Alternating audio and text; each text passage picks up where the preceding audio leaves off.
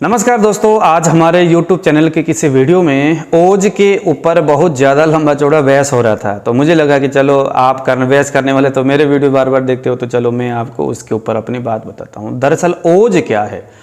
किसी ने कहा कि सर ओज जो है वो शुक्र धातु से निकलता है। अरे भाई, शुक्र धातु से नहीं, शरीर में रस, रक्त, मांस, मेद, अस्थि, मज्जा और शुक्र, ये सभी ओज का निर्माण करते हैं। शरीर में दोस्तों ओज ही तो वह चीज़ है जिससे हमारे शरीर के ये सारी क्रियाएं संचालित होती है।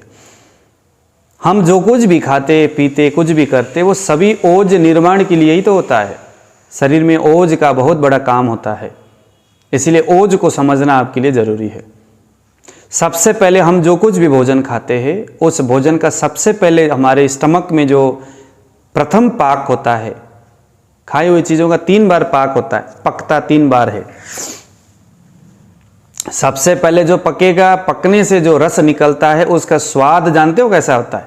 मधुर, यानी मीठा होता है। मधुर विपाकी बोलते हैं उसको। और वो जब दूसरी बार जो पकता है तो उसका जो स्वाद है वो कैसा होता है? खट्टा होता है। उसको द्वितीय विपाक बोलते हैं। मधुर विपाकी अपने मधुर रस से कफ को बढ़ाता है, इसीलिए पहले 2.5 घंटे तक, कुछ भी खाने के 2.5 घंटे तक आपको बड़ी नींद आएगी, क्योंकि शरीर में मधुर विपाक रहता है, वो क्रिया रहती है। 2.5 घंटे के बाद शरीर में पित्त को बढ़ाने वाला अभिपाक होता है, जो खट्टा पदार्थ है वो पित्त को बढ़ाता है। ठीक है जी, तो उससे पित्त बढ़ता है शरीर में। तीसरा अभिपाक जो होता है ना शरीर में, वो वायु को बढ़ाने वाला होता है और वो कड़वा होता है एकदम। तो इस तरह से प्रथम मधुर पाक, द्वितीय अम्ल पाक और तीसरा जो है कटु पाकी, इस तरह से 3 तरह के रस हमारे शरीर में निकलता है। मधुर पाक जो है आपके स्टमक को बल देता है, और इस तरह से जो अम्ल पाक जो होता है आपके लीवर और आपके लीवर को बल देता है। लीवर से जो निकलने वाला जो रस है वो खट्टा होता है। और तीसरा अभिपाक जो होता है, जो कड़वा होता है, वो आपके इंटेस्टाइन को बल देता है, क्योंकि आपका जो वायु है ना वो अस्थि स्थान में होता है। तो वहां पर उस वायु को बढ़ा करके आपके कार्य को, जो अपान वायु बढ़ेगा, यानी कि अपान वायु की गति को बढ़ाना है ना, हमें खाए हुए भोजन को बाहर निकालना है, तो अपान वायु की गति को बढ़ाने के लिए वायु को बढ़ाता है। इसीलिए बताया जाता है कि अगर आपके शरीर में वायु बढ़ा हुआ है तो वायु को बढ़ाने वाले भोजन नहीं करना चाहिए, क्योंकि तृतीय विपाक होते ही जब वो वायु बढ़ेगा तो ऑलरेडी बढ़ा हुआ वायु आपको तंग करेगा। अगर आपके शरीर में कफ बढ़ा हुआ है तो मधुर विपाकी वाले कोई भी मीठा भोजन आपने नहीं करना, क्योंकि ऑलरेडी मीठापन शरीर में है। तो प्रथम मधुर पाकी जो है वो जब होगा तो फिर ज़्यादा दिक्कत आपको करेगा। अगर आपके शरीर में पित्त बढ़ा है तो द्वितीय विपाक क्या होगा? वो पित्त को बढ़ाने वाला विपाक होता है। तो ऑलरेडी पित्त अगर बढ़ा है तो द्वितीय विपाक में आपको तंग होगा। इसीलिए जिसका पित्त बढ़ा हुआ होता है, भोजन करने के 2.5-3 घंटे के बाद उसको दिक्कत होती है। जिसका कफ बढ़ा हुआ रहता है, भोजन करने के तुरंत बाद उसको दिक्कत होती है। जिसका वात बढ़ा हुआ रहता है, उसको सायंकाल के समय में दिक्कत होता है। ठीक है, तो ये विपाक के टाइमिंग के हिसाब से सारी बातें शरीर में इस तरह की क्रिया होता है। अब यहाँ पर हम जब अगर बात करेंगे ओज के विषय में, तो ओज दोस्तों जब रस का अभिपाक होता है तो रक्त बनता है। उसका जो मल भाग है वो कफ है, और रस से रक्त बनते वक्त बीच में जब रक्त बनता है तो रक्त में दोस्तों 3 चीजें होता है। एक का नाम है प्लाज्मा, एक का नाम है रेड सेल, तीसरे का नाम है व्हाइट सेल। जो प्लाज्मा है ना, प्लाज्मा के अंदर ओज रहता है, किसका? रस का। तो वही जो ओज, जो प्लाज्मा है, उसी को आप तेज रूप समझ सकते हो। प्लाज्मा रस का ही एक हिस्सा है जो ब्लड में रहता है। अभी कोरोना के बीच में प्लाज्मा की बातें बहुत ज़्यादा निकल रहा था, आपको पता है। प्लाज्मा निकाल करके कोरोना के दूसरे मरीज को दिया जा रहा था। वो जो प्लाज्मा है ना, वो रस का ही एक रूप है। प्लाज्मा जो है ना वो रस है, ब्लड नहीं है, ब्लड के अंदर होता है। तो प्लाज्मा में ही रस के ओज निहित रहता है, और उसी ओज को निकालने के यहाँ पर, प्लाज्मा से भी उस ओज को निकालने की यहाँ पर बात हो रहा था। यानी कि ओज जो है ना, ओज क्या है? ओज एक प्रकार के इम्यूनिटी पावर को बढ़ाने का कार्य करता है। वो इम्यूनिटी पावर जो रस धातु का अभिपाक करता है रस से रक्त बनाने के लिए। समझ में आया आपको? तो रस धातु से रक्त के निर्माण होते वक्त जिस अग्नि की जरूरत पड़ती है, जो रस धातु के अग्नि को जलने में, पकाने में जो सहयोगी होता है, वो ही रस का ओज है। समझ में आया आपको? तो भोजन से जो प्रथम द्वितीय तृतीय अभिपाक होने के बाद जो रस धातु का निर्माण होता है, उसको पकने के बाद जो रक्त धातु का निर्माण होता है, इधर से जठराग्नि से आग को ले जा करके रस धातु के अभिपाक में जो सहयोगी होता है वो कौन है, यहां से उधर लेकर के जाए, यही रस का ओज है। समझ में आया आपको? कमेंट बॉक्स में लिख लीजिएगा जहां आपको कोई बातें समझ में नहीं आई। 5 तारीख के बाद हमारे ayushyogi.com में इस तरह के गहराई से हम बात करेंगे।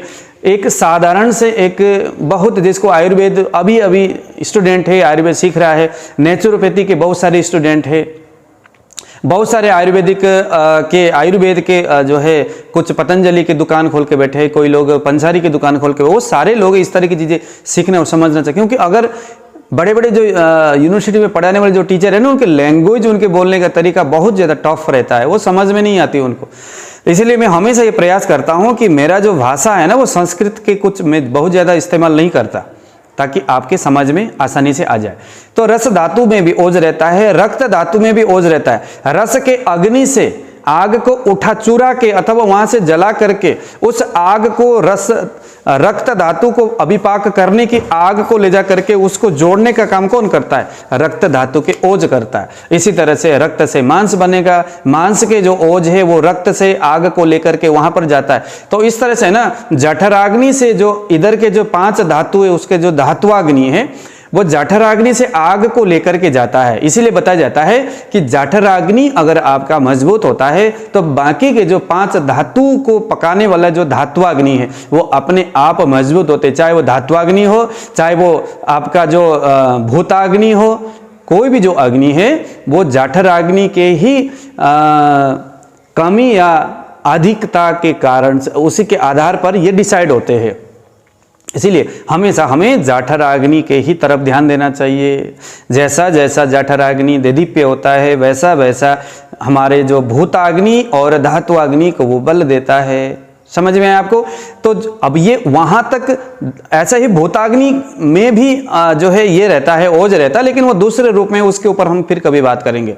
लेकिन एक्चुअल जो ओज है ना, वो ऐसा ही शुक्र धातु का निर्माण जब होता है तो वहां पर भी ओज का ही कार्य होता है। शुक्र जब निर्माण होता है तो वहां पर भी ओज का कार्य होता है, वहां पर भी ओज रहता है। यानी कि 7 धातु में अपना अपना धातुओं का ओज रहते हैं। वो सभी ओज मिलकर के धातुओं का परिपाक होने में सहयोगी होते हैं और शरीर को भी संचालन करने में सहयोगी होते हैं। समझ में आपको? शुक्र धातु से उधर कोई दूसरा धातु बनने का कोई चांस नहीं होता, 8वां धातु जैसा कोई चीज नहीं होता। इसीलिए शुक्र धातु पूरी तरह से एक ओज का प्रतीक है। समझ में आया? ओज बनते बनते बनते जो आग है ना, बनते बनते बाद में अग्नि रूपा बन जाता है।